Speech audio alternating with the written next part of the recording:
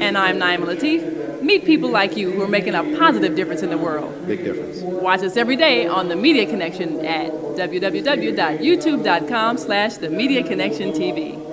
YouTube it. We'll see you soon.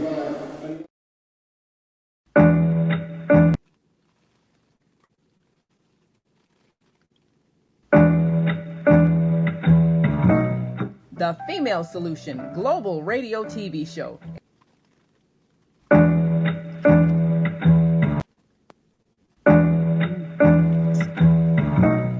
The Female Solution Global Radio TV Show invites you to an invigorating conversation with our team of hosts Monday through Friday, 7 a.m. to 9 a.m. Central Time. Start your week with Monday Morning Mindfulness with Zelda Speaks. Tuesdays, Self-Care with Jody Susan. Wednesdays, Repairing Broken Families with Naima Latif and co-host Kareem Hamid.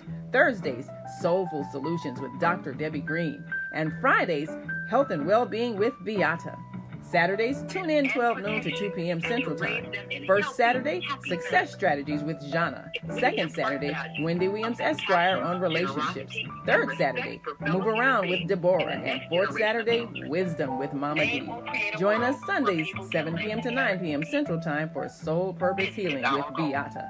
Call in and comment 515-605-9325.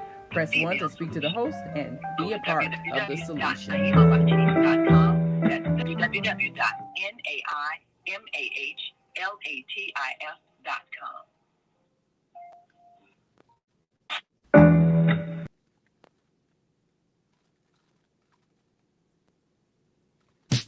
There are people who choose to make a positive difference in the world. We are back. Our job is to bring you their stories to motivate you to do the same. Join us each week, host John Alexander and Naima Latif, as we have just come from a wonderful championship game.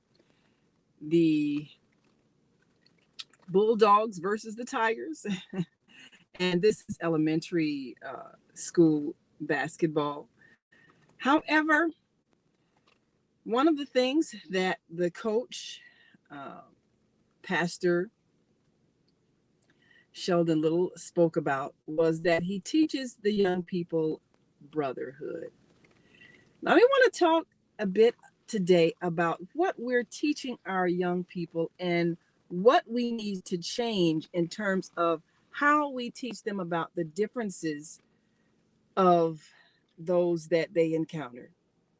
We've had years and years of indoctrination of racial division, differences because of color of skin or side of town you live on.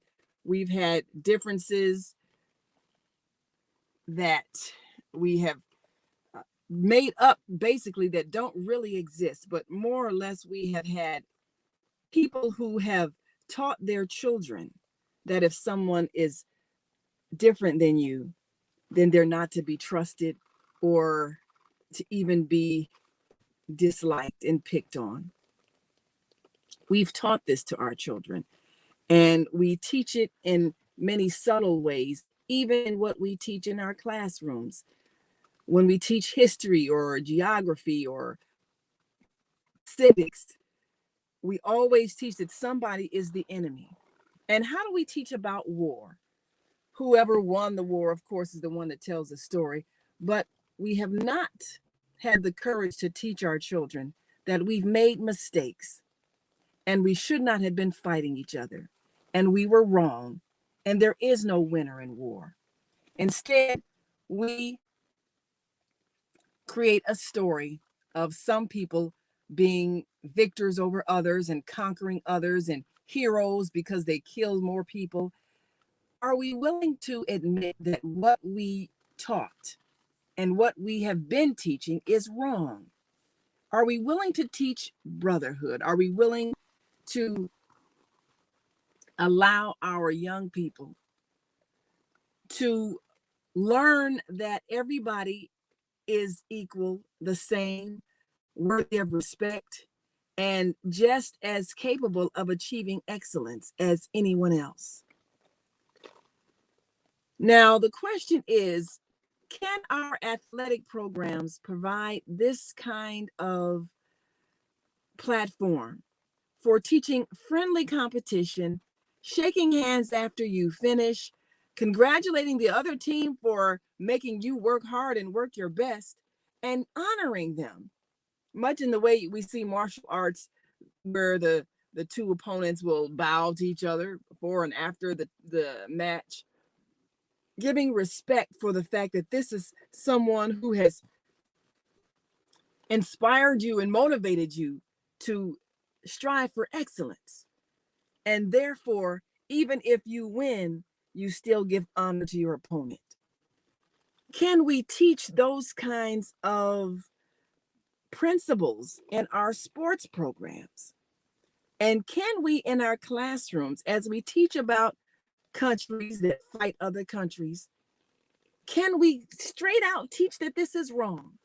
And what needs to happen is that we need to learn how to settle our differences through talking and not fighting and killing. Are we willing to admit that we as adults have been wrong in the way we have treated each other? Are we willing to admit that we should develop better communication skills and better listening skills and respect those that are different? What do you think about changing the way we teach history in school so that not only are we admitting that there are things we did wrong, we're even changing the way we have students competing with each other. And rather than competing in the classroom and making the one feel bad that perhaps didn't get the lesson, what if we taught cooperation the same way we teach cooperation on a sports team? And we help each other. We pass the ball. We cheer when someone scores a point and gets a right answer. How about we change the way we teach them about life? And not that some people might take something from you and therefore you have to beat them and you have to look at someone across the world or across the street even as an enemy, but that we're all in this together. Can we teach that as a principle of living? And how do we admit that what we used to teach was wrong? Well, we want you to give us a call, 515-605-9325, and press 1 when you're ready to speak. If you're on our switchboard now and you have been teaching perhaps a different set of principles than what is normally taught in our school systems, we want you to press 1 and say how you teach differently. What's in history, what is being taught, how we're told that certain people who really straight up murdered a lot of people are heroes. And can we now teach that they were just misguided in terms of what is valuable? They didn't know any better. Great conquerors that we applaud for their violence and we call heroes and call them great. Can we change what we say about what they have done? Can we even change the word? And what word do you think should be used other than conquer? We conquered someone. Perhaps we need to stop saying that. Perhaps what we need to do is use the language and express what really happened. Massive numbers of people were slaughtered. And this was a horrible thing, this act of war. And we should never do this again. And so instead of calling certain things victories, calling it unfortunate that we were not able to resolve this difference in a way that was peaceful. So if that's the case, what do you suggest we begin teaching about, say, something like the Civil War? Now, we've had a lot of controversy, whereas the Civil War heroes, many of the statues from the South have been taken down, and the Southerners are upset about that. They feel like this is our Southern pride. We don't think it's right that they should be taken down or that they should not be given their just accolades. They fought and won, and they were heroes. So why should we not have statues of them? And then, of course, the winner of the war, the North, they say, well, no, we don't want to do that. We don't want to call them heroes when in fact they were fighting to maintain slavery. That's not something that we value. So many of those who have been upset that the Southern heroes of the Civil War have no longer been allowed to be displayed as heroes, and the Confederate flag is not encouraged to be flown because it's seen as a racist symbol. They're still feeling like it's not fair. They want their side to feel that there was some glory in it for them. Well, of course, if you've seen that movie Glory, it was very interesting. The way the Black soldiers were finally allowed to fight for their freedom, and yet we're still denigrated. So we have a long way to go. But what we want to do is consider how we're teaching the next generation of children. How are we teaching them when it comes to values and respect for each other? And in the arena of sports, we often see admiration for one's opponent when good sportsmanship is taught. And we see a camaraderie among the players, and it becomes like a family. And they learn that it's best for everyone to do their best because they all win as a team. And so this kind of philosophy helps them to feel what we call oneness. We are all one. We are all part of the same family of humanity. And so we're all connected and we all want the best for each other. In the sports arena, this is easily taught. In the classroom, not so much so. Because what happens is when one person excels, the other ones get resentful and bullying happens. Because we're not teaching that the class is a team and that we all want to win and we should help each other. Can we change that? Can we change how we structure our classrooms so we're not trying to see how many passed, how many failed? We're trying to make everyone be excellent, just like we want everybody on a team to be excellent. We want on a basketball team, you want everybody to be good at dribbling. You want everybody to be able to pass a good pass. We want everybody to be able to shoot and hit the basket and be accurate in their aim. We want everybody to have good skills. And so we work together. We don't try to make one person do all the work and everybody else feel like they're inadequate. We want everybody to be excellent. Can we do the same thing in our classrooms? Because if we did that, number one, we would raise the self-esteem of all of the children. So rather than school being this very hurtful, harsh place where you're always in fear of humiliation, it would be just as enjoyable as a sports team. When you came to school and you read that paragraph out loud and your teammates cheered because you got every word right, or they encouraged you if you stumbled over a word, and you felt good because you felt like people were pulling for you, that would change the character of our children. Rather than them being angry at the, say, the so-called smart children and and calling them bad names, nerd, goofy, and all these mean-spirited things based on jealousy of not being able to excel academically. Rather than doing that, rather than labeling some people as slow or dummy and making them feel bad, and then therefore them needing to get self-esteem in other ways, such as beating up other children, what if we changed what we did in the classroom so that it was like a team and children were encouraged and helped, and the intention wasn't for the teacher to see who they could fail, but to reward students for displaying good sportsmanship, good teamsmanship, helping each other. If we have a test and this one person can't remember the answers, encouraging them, not making them feel bad like they're a failure.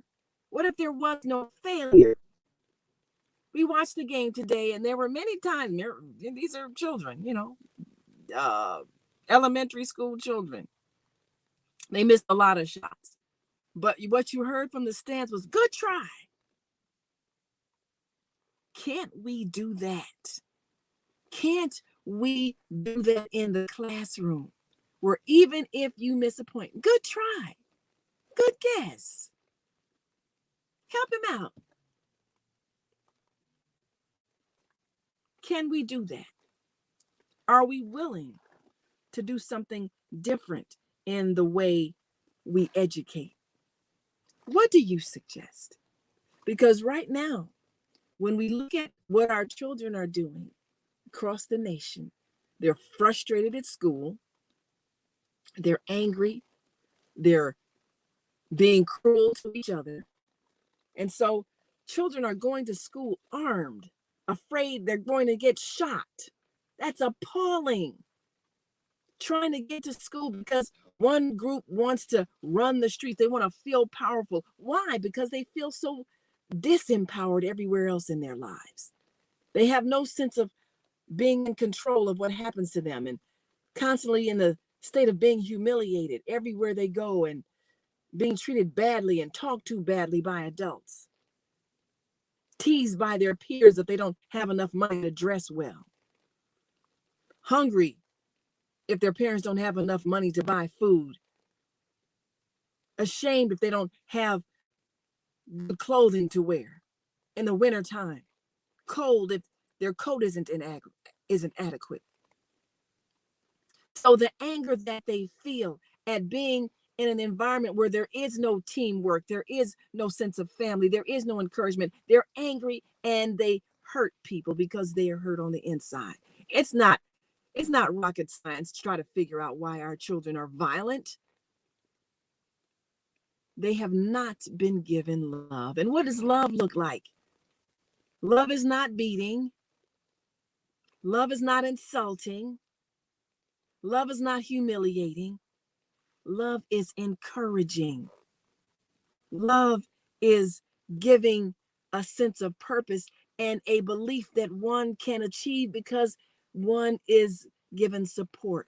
That's what love looks like. So if I come from a home where my parent is struggling, and maybe the parents were not able to stay together and work together, and maybe we don't have a lot of things, but if I have neighbors who step in, and maybe somebody can take me to school because the other parent doesn't have a car or has to leave for work. What if we had other people step in and help me with my homework if our parent has to work late and can't be there when we get home? What if we work together as a family so that nobody was struggling and feeling alone? What if everybody received help? What if everybody felt like part of a team? My block is the team that looks out for me. The street where I live is the team that encourages me when I'm on my way to school and coming home from school. My block is the team that helps my mother or my father when they need work done around the house and maybe don't quite have enough to pay for that broken window or that sagging gutter. My block is my team that backs me up. Why can't we be that way? If we were, we would not have violence. We would not have angry youth. We would not have angry adults. We would not have people killing if we formed a team. This is the answer. Not more police trying to kill people because they're out here afraid of all the armed people that are carrying guns because the gun manufacturers need a market to sell their arms, and we don't have enough wars for them to make the kind of profits they need to make. So they need to make a profit off of the anger and frustration of neglected youth. We don't need that, because that's what that is. Too insane to stop the flow of guns, even when someone walks into a classroom and kills a classroom full of kindergartners and first graders, children. Too focused on getting paid money. So since we can't get the adults who should be responsible to be responsible, let us who understand be responsible. Let's remove the desire to harm from the hearts of those that are hurting, because they don't have a team to cheer for them. They don't have a team to encourage them. They don't have a team to show them. Let's go out and form teams, block by block, classroom by classroom. Let's form a team in that classroom. So instead of the children coming to school in fear that they're going to be ridiculed by other students and teachers, they'll come and they know they're going to hear applause. They're going to hear cheers. They're going to hear encouragement. They're going to hear good try. This is what has to happen. And when this happens, we'll have champions in life. Every part of life, we'll have champions. We'll have champions in our corporations, in our businesses. We'll have champions in our companies, in our organizations. We'll have champions because people will feel like part of a team that's winning. And every business that has ever excelled, they've used that principle of encouragement, team building, rewards, cheering, acknowledgement, support. Every successful company has done that. Now, I hate to talk about our postal service, but there is a term called going postal. People flip out and come in and just shoot up the place because they've snapped. And it's happened a lot at the post office.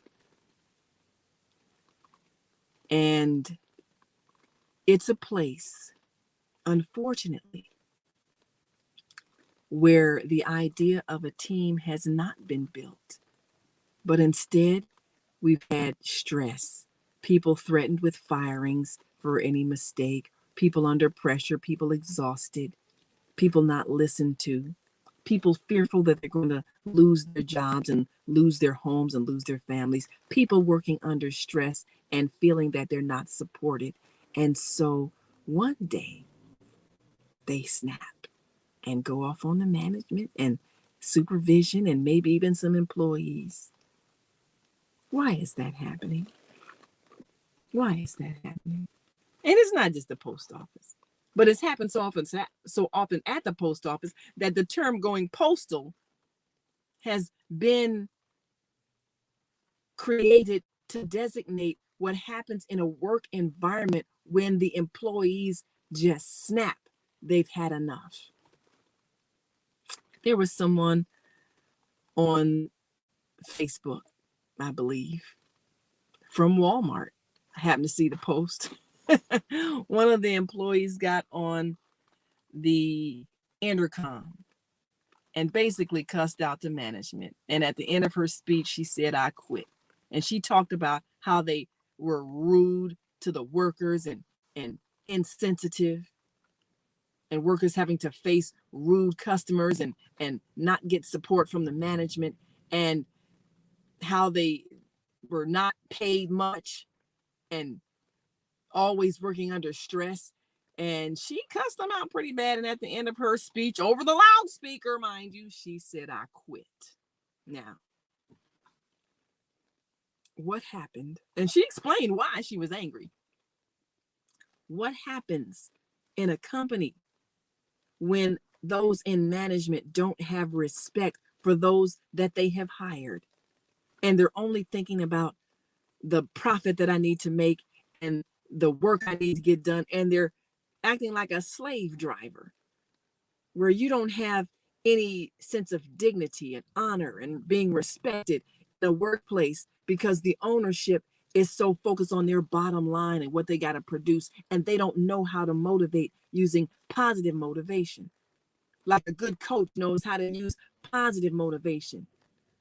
So they push employees to the limit, and then someone snaps. Unfortunately, a few years ago, we covered a news story in Aurora, our TV show, the Media Connection, which is a news affairs show. And we try to show the good news, but sometimes the news isn't good. Well, this was a story about a man who'd come into work one day and shut up the management, a couple of employees, and everybody was horrified. But his mother said she knew that he was under stress. She didn't know that was going to happen, but she felt bad, of course. Well, it was one of those situations. Somebody was under stress, being threatened possibly with firing, not being counseled or said, "Well, look, you're not doing well. Are you going through something in your personal life? How can we help you? How can we support you? How can we encourage you? Do you need a few days off? Do you need to take some mental health days? You know, we want to help you be your best." That didn't happen. Instead, he was under stress of being fired. And of course, being fired means you can lose your place to stay. You can lose your transportation. You can even lose your family if they see you as a failure. It can be very distressing. So what happens when someone who is maybe performing badly on a job, maybe they got a drug problem, maybe they got a drinking problem, they're in pain, they're trying to self-medicate, rather than us say you're fired? Why, if we hired them in the first place, we had to hire them for a reason. They had to have had some good quality. So if they're going through something difficult, why not call them in and say, "How can we help you? We see that you're going through something. We love you. We care about you. Not, if you don't get your stuff in order, we're going to boot you out of here." Why not use a different method? Instead of hurting someone who's already hurt, why not show them compassion, kindness, concern, care, love? And so rather than a person always being threatened with losing a job and losing their livelihood and losing everything they have and being out on the street, why don't we show them love and support? Why don't we be a good team captain or a good coach or a good teammate and help them when they're having trouble? Why can't we do that? We can do that. Why haven't we done that? Because we haven't had the right values. And the right values reflect the thought that everyone is important. Every life matters. We want everyone to be excellent. We don't want to have some better than others. No one's better than anybody. We want people to be their best. And we want to help them be that way. And so rather than us trying to hurt people or have some people suffer while other people have more than their share, we want everyone to succeed, not at the expense of someone else, not to try to outshine someone else, but because that's who they are. They are excellent, and we want them to shine. Can we change how we think? Can we change how we raise our children? Can we change the environment in which they're raised in so that the environment is supportive and encouraging and emotionally healthy for them, and not always putting them in a state of mind where they're looking to be harmed emotionally or even physically. Can we change how we think? Well, we want you to give us your thought. Would that work? And what would it take to change those who are in control of those decisions? The teachers, the principals, the superintendents in our schools. What would it take to change their thinking, to realize what they're doing doesn't work?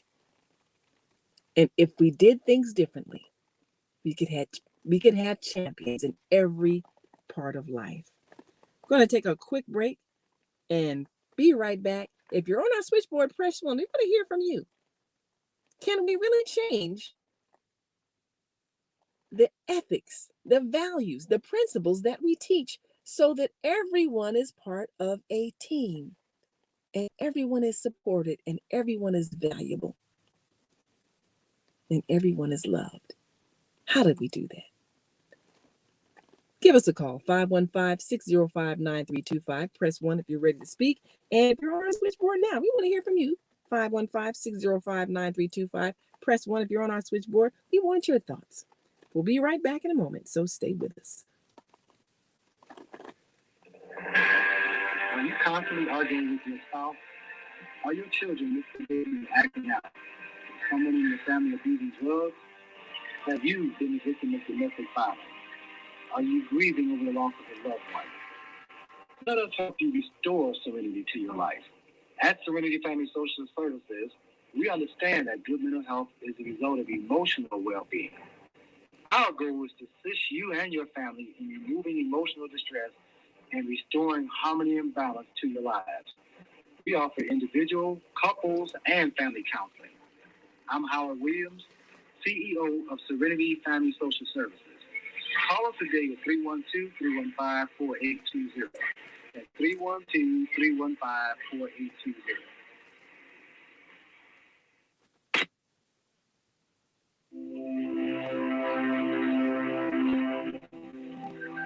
Do you want to live in a world without war? Join our global peace movement. Heavenly Culture World Peace Restoration of Life transcends culture, religion, ideology, and other boundaries to achieve a peaceful harmony in the global society. HWPL is committed to bringing world peace and cessation of war through peaceful dialogue between religious groups. I am Director Shin-Suk Kim of the HWPL Chicago branch of North America. Join us for our next gathering. Call 773-580-1501 and be a part of the movement for world peace. Email us at chicagohwpl@gmail.com. Oh man, God sent the monthly sun bill today. This sunlight is really expensive, especially during this season. I'll probably have to work overtime to pay it. Well, you better pay it on time. We don't want the sun to go out and we're sitting up here all day in the dark. Wouldn't it be terrible if God charged us for sunlight? Well, thank God, the light and heat from the sun is free. So why are we paying such high bills for the energy we use in our homes? Because we don't know how to use solar energy, the free energy from the sun. You can convert your regular home to a solar energy home and save tremendously on your electric bill. Take a look at your electric bill. Wouldn't you like to reduce or possibly even eliminate that cost altogether? Let one of our solar consultants show you how. Call today, 312-849-3456, and schedule a free consultation. That's 312-849-3456.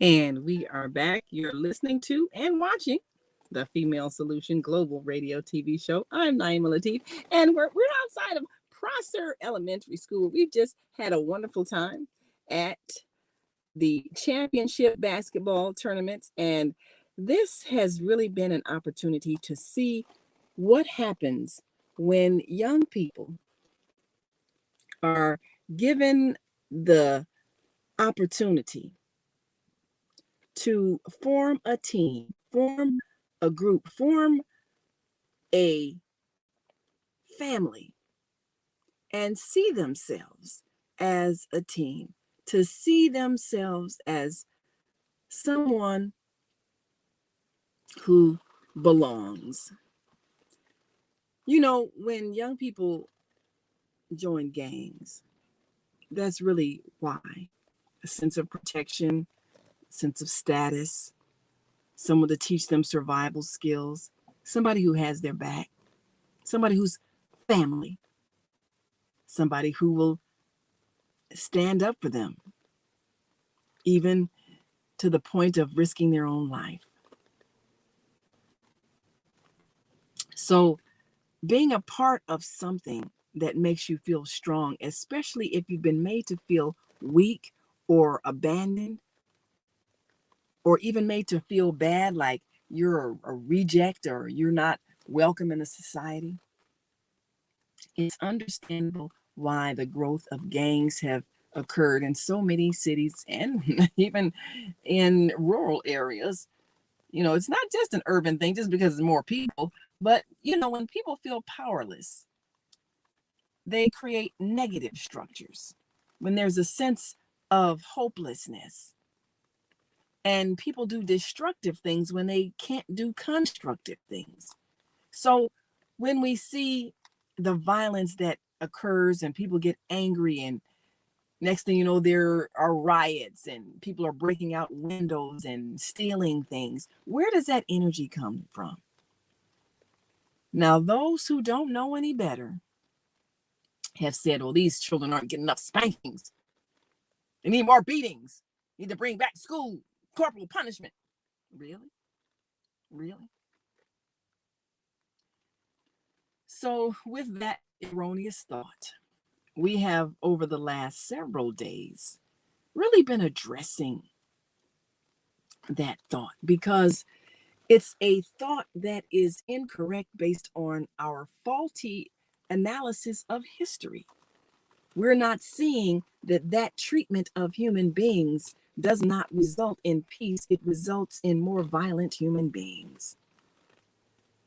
People who are raised with hatred and resentment and contempt, they learn to perpetrate that on others, and they often find a scapegoat to do that. That's what bullying is. I've been made to feel weak, so I'm going to make you feel weak because I can bully you, and then I'll feel better about myself. I'll feel less weak and powerless. That's where that comes from. So when you have an environment where people are made to feel shame or made to feel as if they are unworthy of respect, so they do destructive things trying to get respect. I mean, how many of us have seen situations where someone kills somebody because you stepped on my shoes, you bumped into me? What's in the mind and heart of someone who is so easily made to feel disrespected and feeling like they have to defend some honor that they believe was lost by someone accidentally stepping on their shoes? That's a reflection of a lifetime of being made to feel unworthy.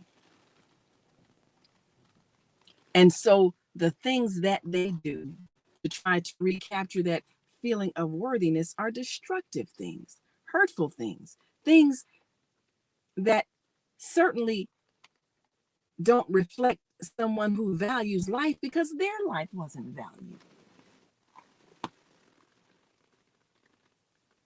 And as a result of their life not being valued, they don't value others, and they're quick to hurt. There have been instances of youth killings, young people killing young people. And it's been reported widely on the news here in Chicago, and certainly Chicago's not the only city where this is happening.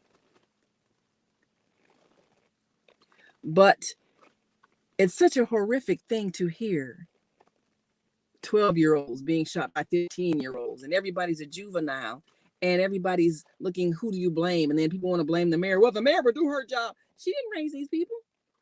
She's not on the block with them. She doesn't live where they live. How's it her fault?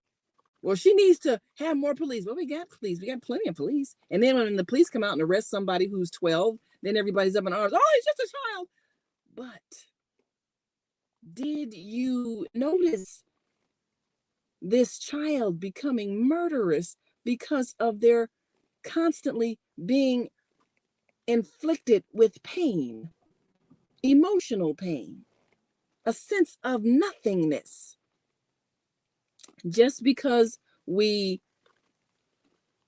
mask the neglect with throwing games at them, video games and other electronics, it's still neglect, because it isn't time spent the way you spend time when you engage them in activities. So many people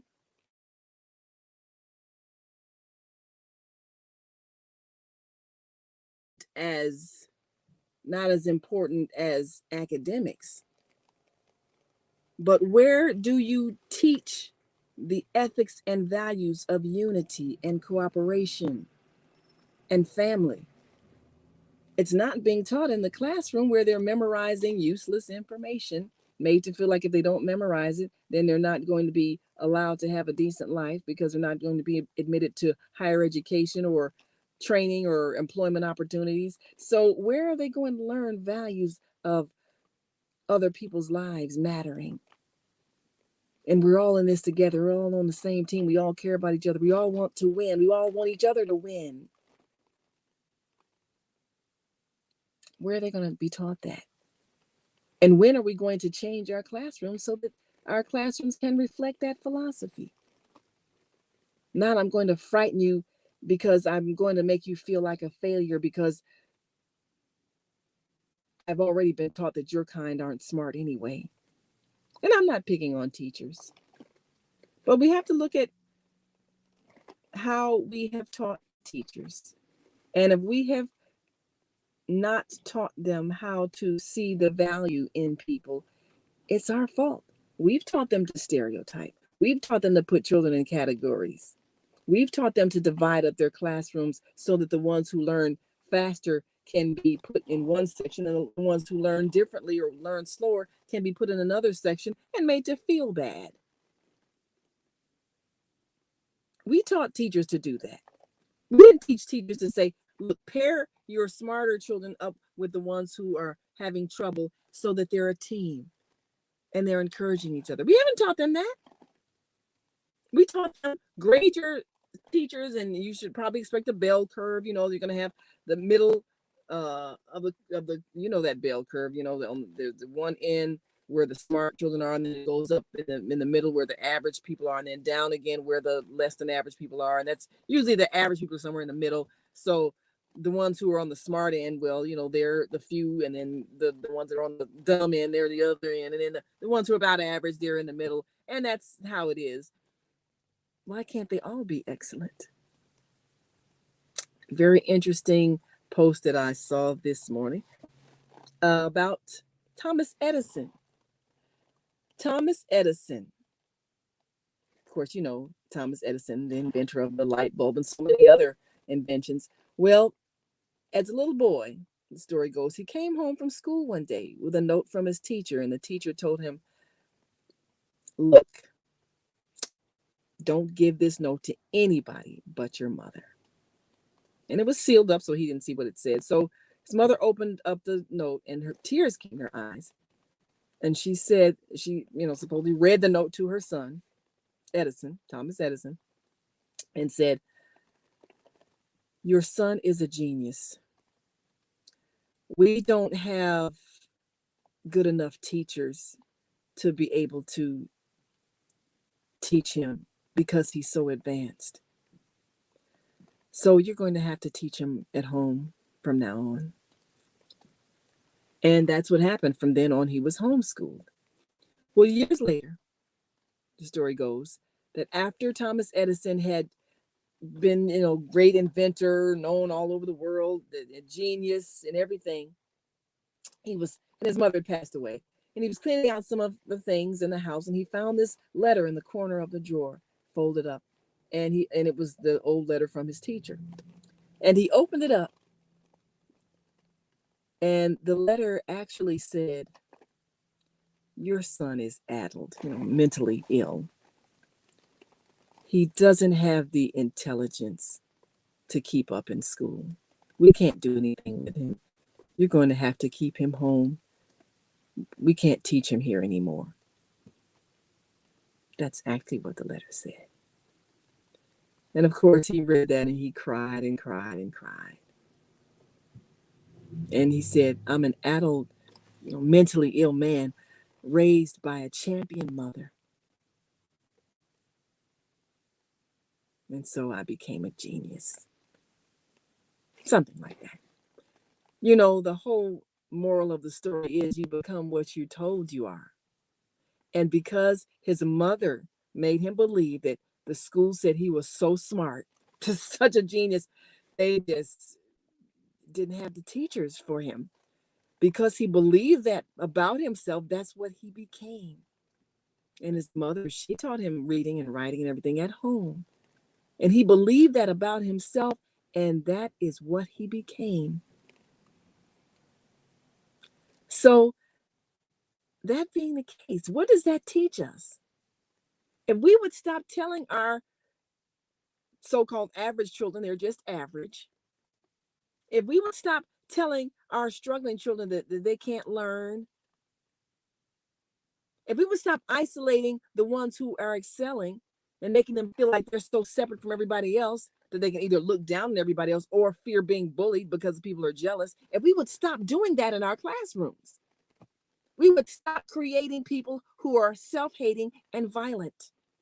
We really can stop the violence. We have to stop doing the thing that we've been doing that doesn't work. We have to be intelligent enough and have enough humility to admit we've been wrong. It's intelligent to be able to say, "I was wrong." When we look back on history and we see people who have been violent, we see people who have hurt people, we see people who have committed mass murder in the name of war, why can't we just say, "We made a mistake. We were wrong. We didn't know how to talk to each other. We should have learned how to listen to each other's needs and wants and desires and help. We should have been a family. We should have been a team. We should have worked together. We didn't have the right understanding back then, and we're going to do better now." Instead of saying, "Oh, we won that war. We killed all of them and we killed their children and their children's children and we won. We took over land. We were champions. We're winners. We're victors. We won." That's the stupidest thing. There are no winners in war. When you go to war, everyone has lost. You have lost. You have lost the knowledge of who you are. An expression of God is who you are. That's who you are. And God is creative energy, love energy, excellence, magnificence, power used for good, not pain and hurt and damage. We have forgotten who we are when we resort to war, when we hurt others, when we kill others, when we applaud others for hurting. Let me go to our phone lines and take a call before we take another break. 773-957 Grand Rising. Thank you for calling us on this Saturday afternoon. Give us your name, where you're calling from, and your comments. Grand Rising. This is Rashida from Chicago. Well, all right, Rashida. So you've been in the schools, Rashida. You've been in some of the schools where there are homeless children and children living in the worst conditions, probably failing a lot because they don't have a lot of support. Do you think this different method of teaching can actually change the way some of them might feel about themselves and even change their situation so that people are more helpful and rather than condemning them can actually lift them up? What do you think about that? Well, working with the homeless students and at the Washington School, I discovered that 80% of the children were homeless. So what I did to help is I started myself to organize parent council. And from listening to you, I was thinking that would be a good approach if we could, like we have gyms and work study groups in school, to have conflict resolution class for all the students, and to get their members give a very in that conflict resolution, we basically gym and having all participate support. Your sound is going out a little bit. Rashida, is there a way you can fix your sound? It's kind of going in and out, and I want our viewers to be able to hear you as well. So you said you think they should. Oh, that's better. Yes. So you say that they should have conflict resolution classes. Yeah, like as part of the curricula, like gym or work study, every student has the opportunity to participate monthly or weekly, however they design it, in conflict resolution, including the support group that they have outside, a member of that group, a parent or someone of the family or community, to participate at least once a month in the involvement of the curriculum for conflict resolution. I think that should be done because it's not actually being done in the homes. Children are witnessing the parents attacking each other. I'm in transition right now myself for a wrongful eviction, so I'm in the community. And the other day, a mother stabbed her boyfriend, and the child witnessed, and the child is an excellent student. So from that observation, I thought about exactly what you're talking about. In spite of my dilemma, I was thinking, how would I feel if I was a boy child and my mother was in transition with her boyfriend and I was with a family member, and I witnessed my mother take the blood out of my stepmother, or whatever, in the home. Wow. Well, you were saying about teens. Mr. Trump said something to me. He said teens together, each and every one achieve more. Mm-hmm. And if we start just at the elementary level, teaching conflict resolution part of the curricula, and then having someone, a member of each and every one of the members in the school, to participate in that resolve conflict, because most of us are spurred by emotions and anger and hate that create, like you said, other crime. So if we could just start at every school level, from kindergarten on up, having a curriculum where there's involvement with outside of the school in the development and participation of conflict resolution programs, because it's really getting worse and worse, and that all these anxieties from the pandemic and other pressures is creating a lot of more crimes, especially among those who are impoverished. That's my opinion anyway, from my observation. Well, I think that is an excellent suggestion. I really think that needs to be part of the curriculum, conflict resolution.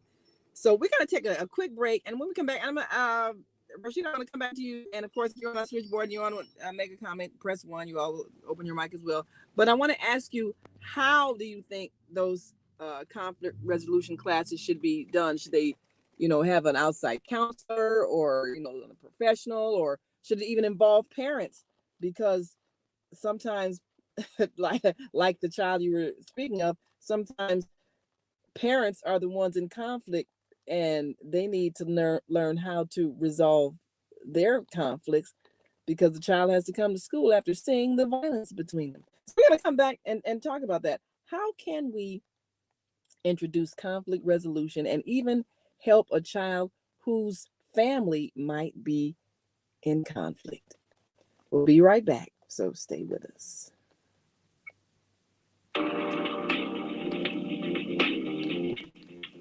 Is Monday morning a struggle to get out of bed into the swing of things? Well, don't worry, you are not alone. Join us for thought-provoking, stimulating, and mindful conversations on higher learning with Zelda Speaks for your Monday morning mindfulness session on Blog Talk Radio, The Female Solution, Mondays, 7:30 till 9 a.m. Be sure and send your ideas, thoughts, comments, and suggestions. Also, if you'd like to be a guest on the show, visit ZeldaSpeaks.com and send us your info. We'd love to have you. Experience mindfulness moments with the mindfulness/stress release coach, Zelda Speaks. And thanks for sharing the mindfulness moments of the day. Stay on purpose, stay empowered. Stay tuned to your next session of mindfulness on higher learning with Zelda Speaks. Make it a mindful day. And thanks for listening.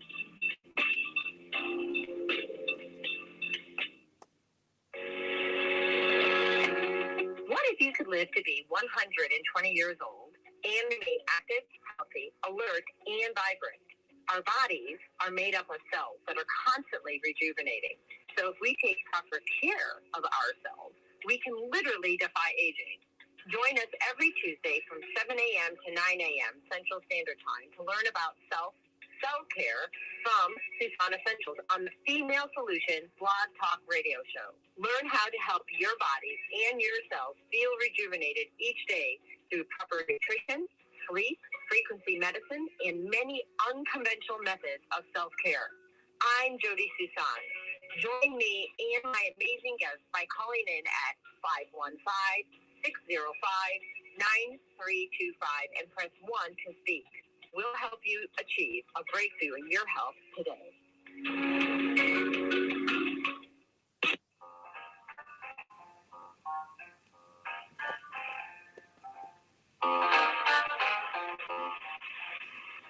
Have you ever dreamed of going to exotic places, meeting fascinating people, enjoying uplifting music, and spending nights in a luxurious hotel? Do you look forward to a relaxing vacation where you can walk along the beach or sit in a quiet park and enjoy the sunset or sunrise? Whether you're flying around the world or driving across the country, we will share travel tips that will help you stay safe while you enjoy the journey. Join me every third Saturday of the month, 12 noon to 2 p.m. Central Standard Time, and move around with Deborah here on the Female Solution Show. Call in and comment 515-605-9325 and press 1 to speak.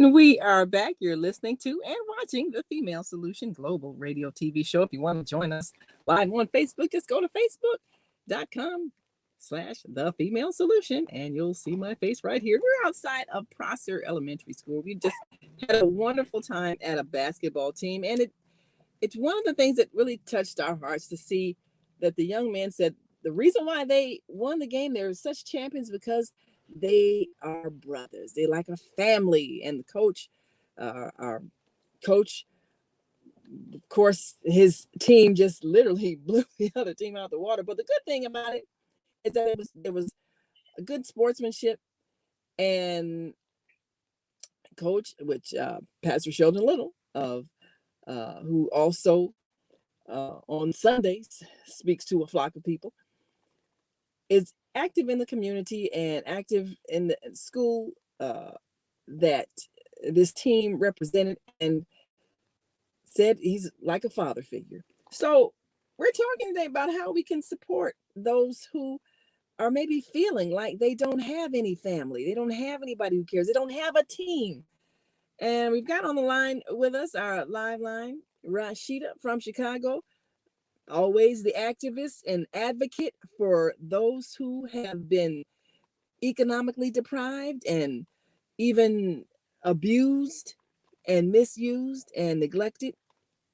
So Rashida, and the work that you did with the schools that you've worked with, and you've seen some of these young people that are coming out of violent homes, do you think parents would be willing to participate in some of these conflict resolution sessions if the child didn't say, look, my mother and father had a fight last night, or my mother and her boyfriend, and my father and his girlfriend, or my grandmother and my brother had a fight, and my brother got stabbed. I mean, because students, they see that stuff.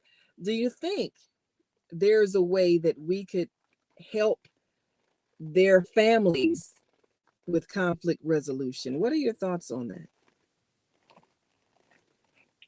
Yes, I think with the school council that they have now, parents council, it can be part of the requirement, that the parent participate, or one of the family members or support group that's within the family participate in the conflict resolution at least once a month, once every month, and have it as part of the school, like they said them, but adding, including the family, they don't have truant officers and social workers that reach out anymore, but they do have parent councils at every school now. And if members in the community could attend those meetings that are interested in having some resolve with the conflict that's creating a lot of violence in our community, if the members of the council could reach out into the community, or when they have their group meetings, I don't know whether they still do, because it's been a few years since I volunteered, but when organizing within the school, I was able to organize a team and meet council, parent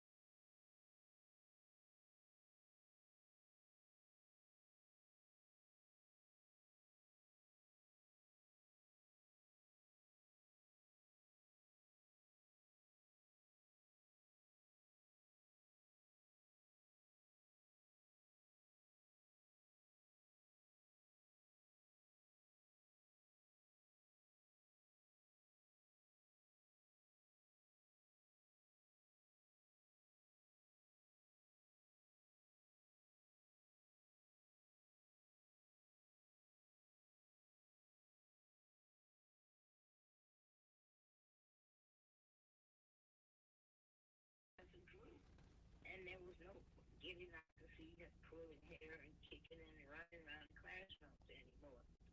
And then they also found out that the children were exposed right there in the school, but the parents didn't know because they sent them to school for the breakfast. They didn't know that the little babies were playing in the walls that had a hole in the school and eating and not Oh, washing wow. their hands. They had developed rat poison, so they were hyper. They didn't know why the children were acting so wild. So just from observation and development, we were able to rid that even if the behaviors were modified just by grouping and giving them the attention that they needed. So they were motivated to even learn more. There was no more hitting and spitting and running around the class and while the teacher was trying to teach the other children. So it's just common sense and caring. That's what I thought. Because the little children became like part of my family, you know? Wow. And I saw what the need was. And so I think the same thing can happen when it comes to the council development programs that could sort of take an approach to resolving conflict, because there's a lot of it in the home. Even if the student is an excellent student, because home you see that aggression, that violence, that tension, especially if the parents are homeless. So that's where the stress lies, you know, and it's a lot of that in our neighborhood. We just don't see them like you do downtown, the Jewtown sleeping on the street. It's a lot of that. So now, and it's stress, and it's pain, and a lot of other things. so tell me, if a student is homeless, are there signs that a teacher should see? Just, a lot of times they might live in a shelter, but I know sometimes some shelters after a certain age they don't allow the students to live there. So that means you have a lot of high school students that are actually homeless because the shelters for families won't allow a teenager in the shelter. So what signs should a teacher look for that a student might be homeless or living with a homeless family or, even living by themselves homeless? What things should they look for? Well, what I saw with the kindergartners, first the behavior, aggressive behavior, and then their apparel, one of the students, I asked, why do you wear you only have to put your clothes on, why do you wear your clothes backwards, One day it was right, and the next day the tag hanging out.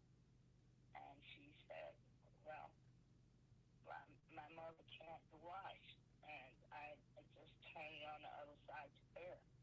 You can Wow. see it in their apparel sometimes, and then you can see when they need extra attention. That's why they're distracting the class, because they want that attention. And one of the kindergartens, I said, why are you acting like that? And I don't like to see you always in the corner. What happened? And he said, well, last night the police came in our house and broke in our house, and my mother and my father went to jail. Wow. He was taking out honestly, I mean, these things, the teachers have their curricula. All they focus on is what they have to teach. But when it comes to the behavior, they give them punishment or some type of detention, but that's not helping. That's not helping. You have to get to the root of the problem, and you can tell it if there's any kind of concern with the behavior. The actions of the child. And it's not that the child is mentally, off balance, can't heal, but it's something they're exposed to that's making them, react that way. And most times it's at home. So all the mothers students, thanks to God, they excel. Even the one that was in 8th grade, I got a award for Luke Love, but he was on something. And he comes to class. The teacher had him sitting in the back of the classroom. He was always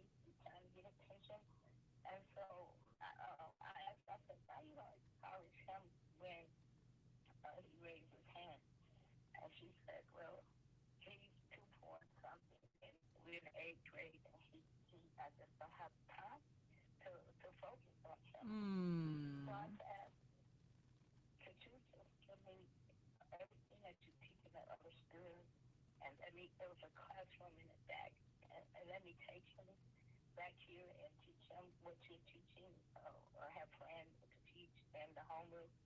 And he said, for whatever good. Wow.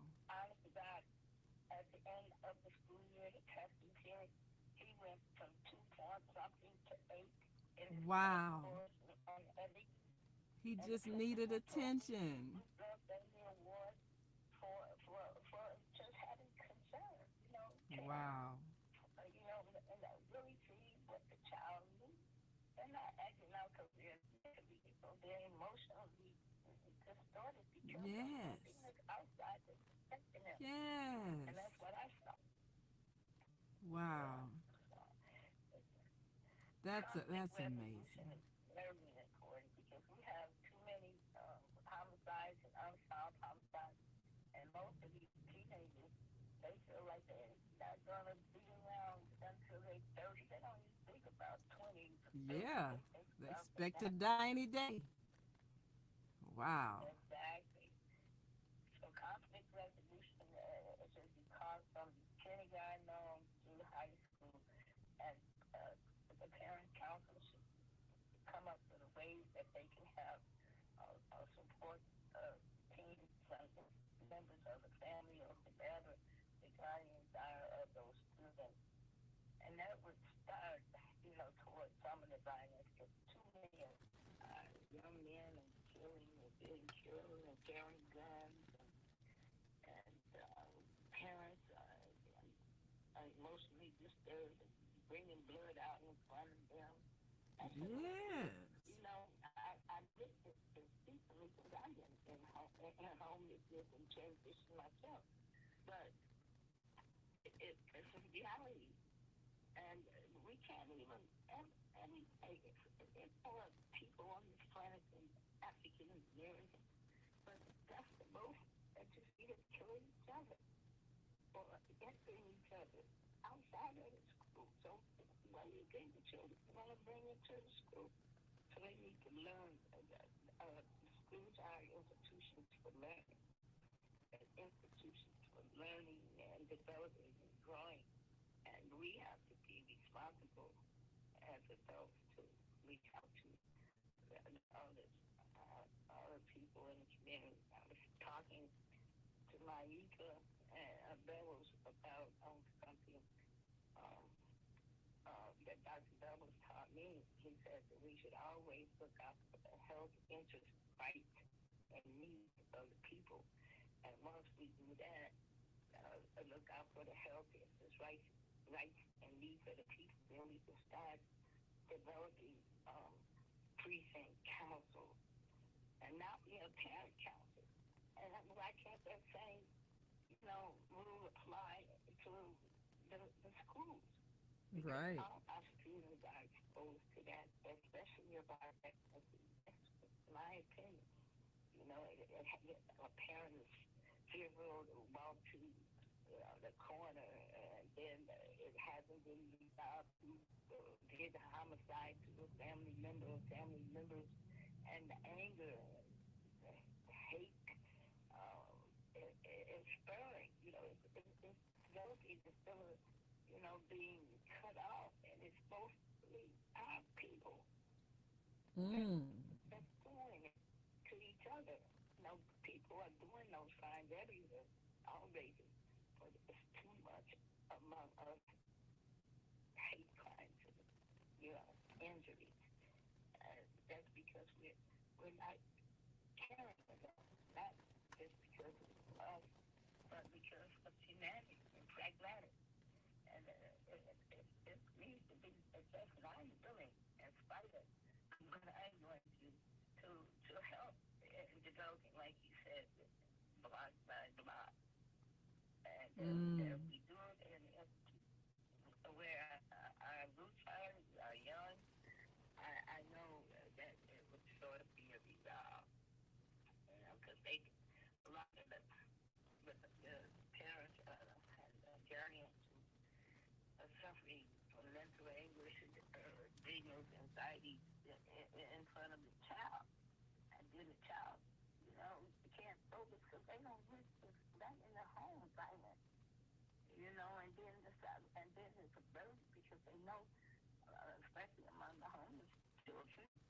reality. One of my smartest students was homeless. The family was homeless, but they weren't living on the street. They weren't living in a shelter. And a lot of the shelters that do have school-age children, they have buses to school, but they're restricted even to social, normal social doings. Because once they're in the shelter, they have a bus to take them to school, and they come back and then they're locked up in a little room, and it's not like home study. So we have to, deal with support, and I think conflict resolution with parent involvement or guardian involvement is the best way to start with our youth. So now, you mentioned also, Rashida, you also mentioned homeless children that they might necessarily live on the street or in a shelter, but maybe they're, living on somebody's back porch or, in somebody's garage or in somebody's basement. How do you tell when those children are maybe homeless or what are some of the signs, like you said, the clothing not being able to be washed, not being able to have good hygiene, and then of course they get teased for that, got a smell and all of that. But are there ways you can tell if somebody is maybe in a homeless situation where maybe their family is crowded into somebody else's house or living out of a car, those kind of things? Is it the same kind of signs that you would look for? Well, actually, you can tell most times with the aggression of the child.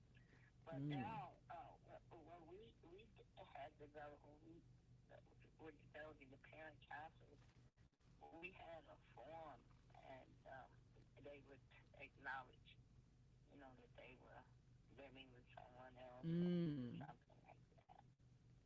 Now, how do we? I don't know. Now, how do we keep children from feeling like being publicly shamed when they reveal things like that, the fact that they're homeless or living in a car or something like that? How do we keep them from feeling like they're going to be publicly shamed or ridiculed or laughed at if they reveal that? Well, actually, they reveal it in their behavior. They don't, just be satisfied as that. Most of them reveal it in their behavior and aggression. Some of them in their apparel, that dress or body stuff. But they have a parent council, and they have documents to find out whether you're living with someone or you're living independently in your own home. That's the only way that I know. But I had an out-of-school summer program, and it was designed with all the homeless youth, starting from 5 years old up to 13. Summer program, and that's how I knew. And then I went and involved myself in volunteering in the school. That was in the area where I had the sanctuary, they call it, for summer. And they excelled, though. All thing I did was got books from the schools, from the Board of Education with testing, and then gave them lunch and took them to my roof, aquariums, stuff like that, activities. But that's how I found out. But most of the time, they have demonstrated, a changing behavior. I'm just curious about this. One little boy, a friend of mine, grandson, his mother and her boyfriend. Now his father lived together, and the mother is very aggressive and stabbed the boyfriend that's living with the grandmother, and the child is an excellent student.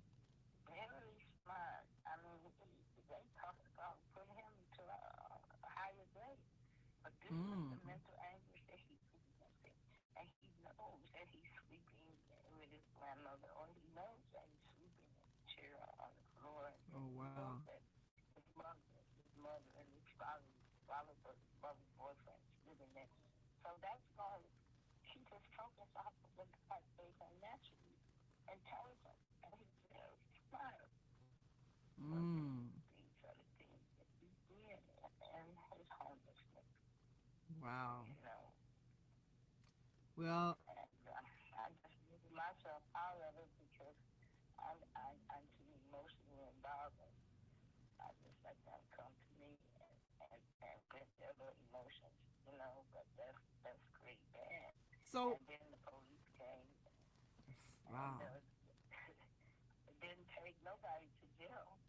But Mm. the boyfriend is homeless, and the mother is homeless, and the child is homeless, and the grandparent is sick. Wow. It's stress on that child. So now, well, you know, one last question before I go to our last break. So, Rashida, you see these things, and it is stressful when it becomes known by authorities that people are living in these conditions. What is the response? Are people just ignored? Are there social services, or are social services creating more stress because then you might lose your children to Department of Children and Family Services and they end up in foster care because you don't have money? I mean, what is the response? Mm. They move around in the community like normal people. It's kept hidden. Unless someone reports it, and then if someone reports it, then it brings more problems, because then DCFS and all of them get involved. Mm. So if we could just focus on organizing the treatment councils and getting into the schools so that we can reach out into the home and have some participation in conflict resolution, because it's stressful if you don't know where you're going to sleep or how you're going to cook your child a meal, because you don't even have a stove, and then you're living where the child don't even have a bed, and you don't have a bed, and then you try to have a relationship that breeds more conflict and other injuries sustained. So we have to go into the institutions and start there, you know, because that's what those institutions are designed for, supposed to be. Supposedly. And growth. Absolutely. Well, thanks for sharing all of your insight. We're going to take one last break and then bring another caller into this conversation. 312-671, you're next. And anybody on our switchboard, if you got a comment, please press 1 so we know you have something to say. And, of course, you've been listening to Rashida from Chicago. Rashida Ali has been an advocate for the downtrodden for so long. And, of course, we'll even talk further about maybe some of your own personal stresses and how people can be of help, because we are our brothers and sisters keeper. So we'll be right back after this last break, and we want you to stick and stay. Don't stray away. We'll be back in a moment. Stay with us.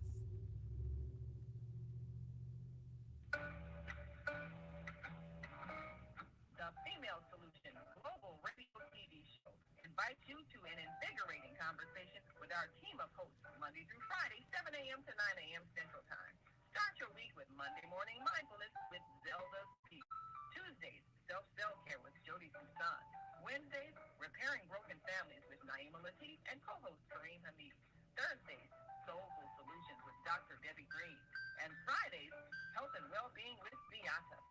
Saturdays, tune in 12 noon to 2 p.m. Central Time. First Saturday, Success Strategies with Jana. Second Saturday, Wendy Williams Esquire on relationships. Third Saturday, Move Around with Deborah. And fourth Saturday, Wisdom with Mama D. Join us Sundays, 7 p.m. to 9 p.m. Central Time for Soul Purpose Healing with Beata. Call in and comment 515-605-9325. Press 1 to speak to the host and be a part of the solution.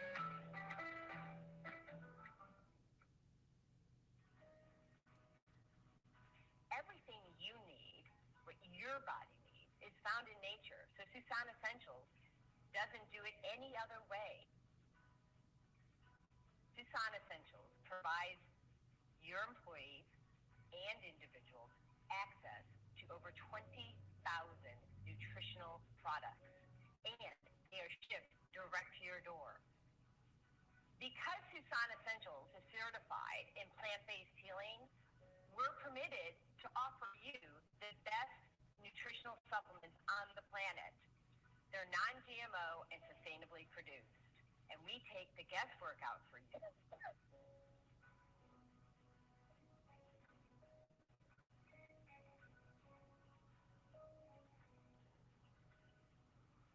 Let Tucson Essentials help you take control of your health today. Hi, this is John Alexander. And I'm Naima Latif. Meet people like you who are making a positive difference in the world. Watch us every day on The Media Connection at www.youtube.com/The Media Connection TV. YouTube it. We'll see you soon. There are people who choose to make a positive difference in the world. Our job is to bring you their stories to motivate you to do the same. Join us each week, host John Alexander and Naima Latif, as we bring you the educators, entertainers, elected officials, religious leaders, and community activists whose works are transforming this world. Find out how you can make a difference too. Be inspired. Watch The Media Connection. Mondays at 5 p.m. and Tuesdays at 12 noon on Cable TV, Channel 19 in Chicago. And other cities, check your local cable listings.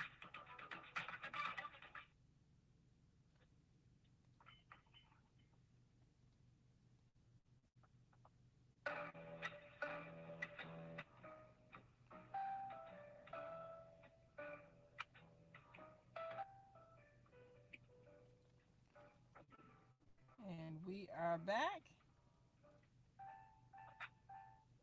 You're listening to and watching the Female Solution Global Radio TV show. We've been talking about how we can turn youth violence into youth excellence. Well, it means we got to be like a championship team. We have to get together and help and be supportive. So, Rashida, before I take this next caller, you mentioned that you've gone through some challenges with homelessness and you know, having to perhaps deal with the city and other administrators and people who might not really be set up to be helpful. So what would you suggest that people do if they want to be of assistance to somebody who's going through a challenging situation? What's the best way to help? Well, first of all, most people that since I've gone through transition recently, I think it's on purpose because I really know how it really is to be homeless now. I think, ask that question again because I'm sort of thinking. Well, what's you know, a lot of times people might be in a state where they just, you know, they look up and something happened to the place they were staying. Maybe, you know, it burnt down or the owner lost it from taxes or something, and next thing they know, their place is no longer available, and they're literally out on the street. How does a person, first of all, reach out to friends and family? And what if you don't live in a city where you have any friends and family? Are there any kind of agencies or any, you know, religious institutions or places that actually do help when somebody's in a crisis situation and they don't have a place to lay their head? Well, it appears to me that the you know, non-profit groups who are reaching out are the only one that's branching out into the community because the federal and the city workers are working from home, and you can't go to those public places often to get the assistance. Wow. Not since the pandemic, so it's even more pressure. So, and then the people in your environment, people sort of have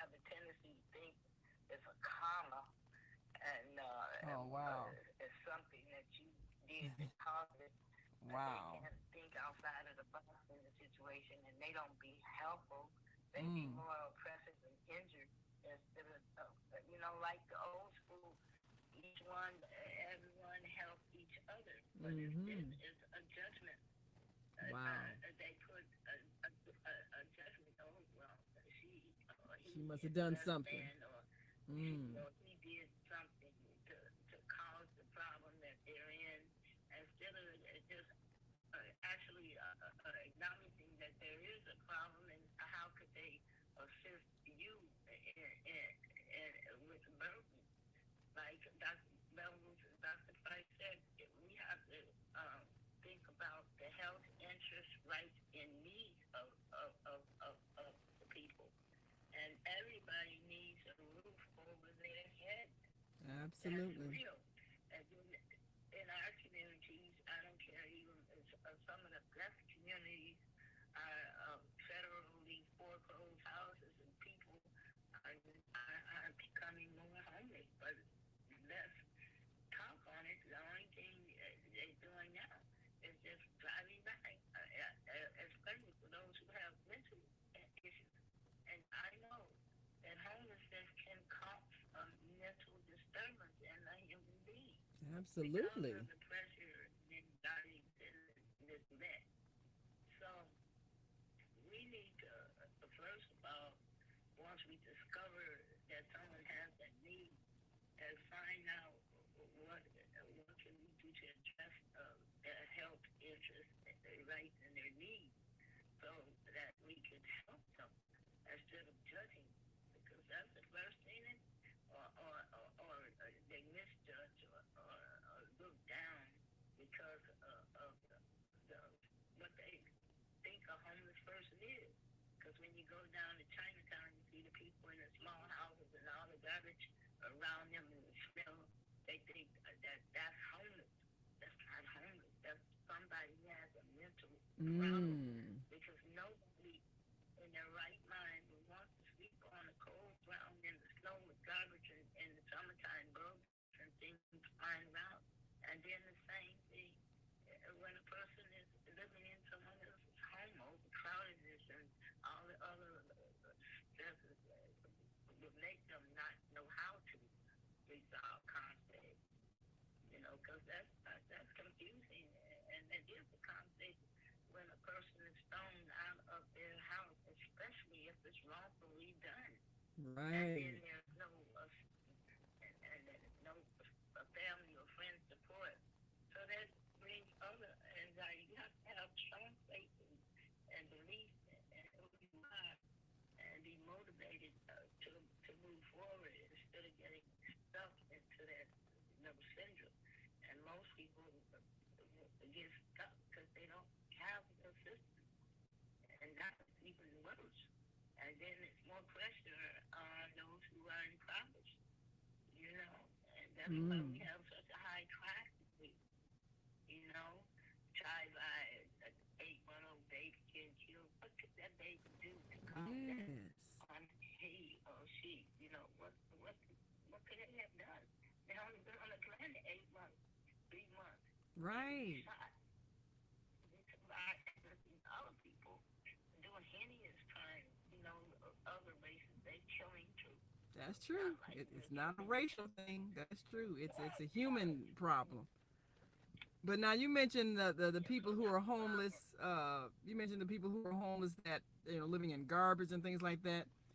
Might be filthy, haven't washed, haven't combed their hair, and it's in those cases that's indicative of a mental illness. Because usually, a person of sound mind, they'll find a way to clean up some kind of way, even have to go in a gas station bathroom or something. But as you say, people judge people who are homeless like, what did you do wrong? As opposed to, oh, how can I help? So do you think that, why do you think family members are hesitant to help another family member that might have lost their place to stay? Is it because maybe their household is too unstable? Maybe they're in conflict. Maybe they're fighting all the time, and they don't want to bring somebody into that? What do you think are some of the reasons why family members don't help family members that have lost their place to stay? Because of misjudgment, and because of what they used to say in the old school, the big eyes and the little U's. You left and you were and you're not, and so therefore it's something that you did to cause it. And so you left in me because I have and you have not. Wow. That kind of mentality is mostly among the impoverished and African American. So yeah, we can go to. I'm better than house, you. Wow. We can go to the abandoned house and make a trap house to buy. But when it comes to the team, when it comes to those who are in their developmental state, homelessness is really a disability. They would give a person SSI if they go to Social Security and say, I'm homeless. Because homelessness is a developmental disability. Developmental. Just because I have a plight and I'm ready to caution, or someone chooses to throw me out of their place, doesn't mean that I'm less than. But it enables you to develop and to grow, to proceed, even if you had business, to move forward. So homelessness is considered a developmental disability. Wow. Yeah, I guess it is. By state law. Wow. By state law. It's a developmental disability. I used to work with the developmental disabled children. I used to do the IEP for the state. And state law. If anybody wants to Google it, ask if homelessness a developmental disability. And you can go to Social Security and get money if you're homeless. But you have to have an address. Well, that's it. Okay, that's the problem. If you're homeless, you don't have an address. That's why you're homeless. So would you have to use somebody's address or get somebody to let you use their address? How does that work? Yes. It used to be that you couldn't get public aid unless you had an address. If you say you're homeless, but you can get Social Security if you say you're homeless. Because it's a federal rule. Wow, but you gotta have a place to send the money, unless you can have a bank account set up where they can just. But then you can't even open a bank account unless you have a house, and unless you use your old address that you had before you were homeless. So it's kind of a vicious cycle where once you lose your house, it's hard to get back into a place to stay unless you have a hand up. Well, let me open the mic for 312-671. I believe we've got Minister Plump on the line joining us today. Grand Rising. Thank you so much, Minister Robert Floyd Plump, for joining us on this Saturday morning. So what are your observations? Do you think we could teach a way of life where we actually encourage people to look out for each other and not look down on the less fortunate, and even teach this in the classrooms and school? What do you think? Hallelujah. Way on Yashalom, Grand Rising, Hua. Way on Yashalom. We don't die, we multiply. Life is blessed and beautiful, and all about success breeds success. I'm so glad, as they say.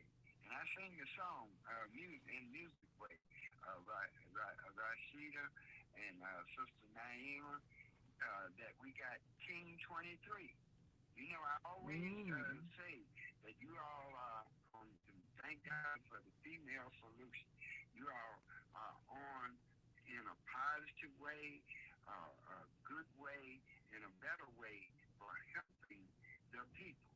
And I have helped the honor and the privilege and the blessing to announce at this point that Harold Washington and Rashida know we help people. We help homeless people. We help the veterans. You understand? See, so we got to get on with the real deal. We got the Harold Washington Foundation 100-year since centennial anniversary. And I am personally inviting you Rashida Ali, which is, and I commend her. She is one of the strongest sisters I know. As well as you can tell, she's intelligent. You understand? And I'm inviting her. We got a special date coming up, which is February the 23rd. And we are organizing People and Money. We're inviting the whole community to participate in Black Community Unity Day. So we iron out the wrinkles that's in our shirts and pants. We can be a part of the solution on February the 23rd of 2022. This is the year for you. See, deuces is wild. See what I mean? Right. This is 222. So we're going to be honoring and remembering Dr. Webb Evans. Buy Black. Invest into Black. Not only invest into Black, give back and love Black. See, the greatest is in my name. My name, Plump, capital PLUMP, means peace, love, unity, marketing people. We're going to be marketing Rashida Ali in terms of helping her because she needed. She done helped everybody else. Many people, especially the homeless children at the Harold Washington Elementary School. She introduced me to because I didn't even know that there was a Harold School Washington named after him. Elementary I didn't know it School. was there either. Yes. And I'm so glad that I introduced Rashida and Mama G and some other brothers and sisters too, along with remembering Dr. Webb Evans and the 100th year. And I need you all to work with me on a special committee to celebrate the 100th-year centennial concerning the Honorable Mayor Harold Washington. He would be 100 years. Really? It's been that long, huh? Wow. Yes. I guess so, because I was just coming out of college when he got elected. Yeah, I was like 20 something. Yeah, so you're right. Yeah, it's been 40 years since so you're about right. We're gonna launch everything according to Dr. Webb Evans' departure. You know, I used to tell him and everybody in the organization, which was the American Progressive Association. United American Progress Association. And so are we. We are the people. So this coming Sunday, which is tomorrow, we're going to be at 4655 South Dr. Martin Luther King Jr. Drive, room 203. And we need to do a community collaboration in education. And for more information, brothers and sisters can go to the HaroldWashingtonFoundation.net or call Minister Plump at 312-671-2773. We're going to focus on the solution. And a part of the major solution is hiring 100% of our people. Always helping people, sharing people, knowing that we need one another. I am that I am, my brother's keeper, and I am my sister's keeper. So you all are all welcome to come on out. Rashida is the executive secretary of the Harold Washington Foundation. The way you be a part of the solution is to be, and the way you get the solution is to first admit that we got a problem. There you go. We as a people got a problem. You have to admit the problem. Killing and looting and hijacking. The Harold Washington Foundation is not about any of that. We got the music from Mayor Harold Washington campaign. We got the music that came with Dr. Martin Luther King Jr., you know, and I'm so glad that, as they say, trouble don't last always. No, it does not. I'm going to be quiet, but I'm going to leave you with this. I'm so glad that trouble don't last always. You know, I'm so glad. Just add singing to your list of gifts and skills, right? Singing, glory, glory, hallelujah. Trouble don't last always. No, it does not. I love you. So come on, let's do what we got to do. Talk is cheap. His action speaks louder than words. Absolutely. Minister Robert Floyd Plump. Well, thank you, Minister Plump. Dr. King said, we all can be great if we just serve. If we just and serve. if we serve and help one another, then we'll be about the solution for all our brothers and our sisters Absolutely. in love.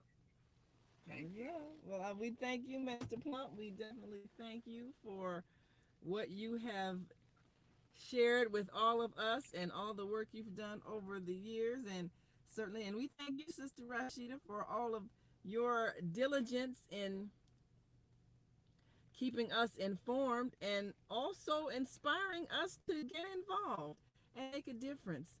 We all, like Minister Plump said, we can all be great if we all serve. And that is really why we're here on planet Earth, to serve each other. And so when we see a need, we have to get involved. We have to be part of somebody's team, whether it's the block where you live, the church or the mosque that you attend, or the school where your children go. Somewhere you need to be on a team. You need to be somewhere being a part of a group that's supporting each other, because that's why we're here. And when we do that, we will see the world change. We will see the children no longer angry and violent, like Rashida told us. You can see it in the behavior. When someone is aggressive and angry and hurtful, it's because they're being hurt. So rather than throw them in jail and hurt them some more, we need to ask them, how can I help? And that's how we change the world. Well, I'm Naima Latif, and I thank you all for being with us on this Saturday afternoon. And we look forward. Thank you. Yes, well, we appreciate you, Rashida. Keep doing what you're doing. We'll talk further. We'll call and we'll set up something so that we can make sure you're in a house, because somebody's looking for somebody that can be in their house, even if it's to help to take care of a senior or somebody. But there's a roof over your head and a warm bed to sleep in and a place to stay for everybody, and we'll make sure that happens. I'm Naima Latif with the Female Solution Global Radio Show. We'll see you again next time. We've come to the end of our show today, but you can hear every show